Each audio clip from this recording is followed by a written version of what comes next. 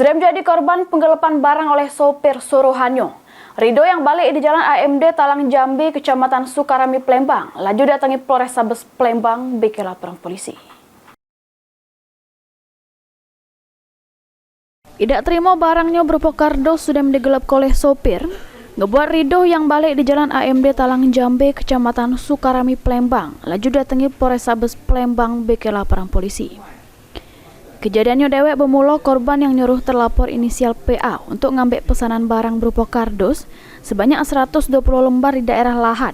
Sesudah barang yang dipesan nyampe rumah, ternyata pas dihitung barang kardus tersebut kurang. Sesudah ditanya oleh korban, ternyata barang tersebut dijual oleh terlapor.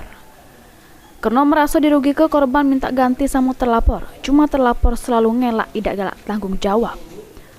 Korban sempat nemui terlapor terkait barang yang dijualnya, tapi terlapor ngancem korban sama keluarga korban. Lapor apa gitu sih, Kak? Ini kasus penipuan dan pengancaman. Cak mana, Kak? Ya, dia melari ke barang kita dari Kabupaten Lahat bawa ke Palembang. Barang apa tuh, Kak? Barangnya kardus. Nah, kita beli kardus. Iya, Kardus bekas atau kardus baru, Kak? kardus bekas. Terus sampai ke Palembang? Sampai ke Palembang, di total di jumlah hitungnya tidak sesuai dengan nominal barangnya. Pada saat dimuat kan? Iya. Nah, terus kita nanya sama yang terlapor itu cak mana, Kak, tanggapannya?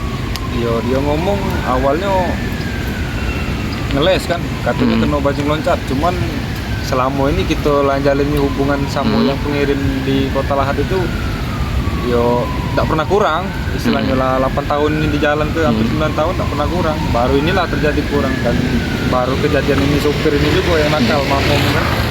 Mbak, ini laporan korban sudah diterima pihak kepolisian dengan kasus penggelapan. Terus bakal ditindaklanjuti oleh petugas Satreskrim Polrestabes Palembang guna pengembangan. Suryadi, PAL TV.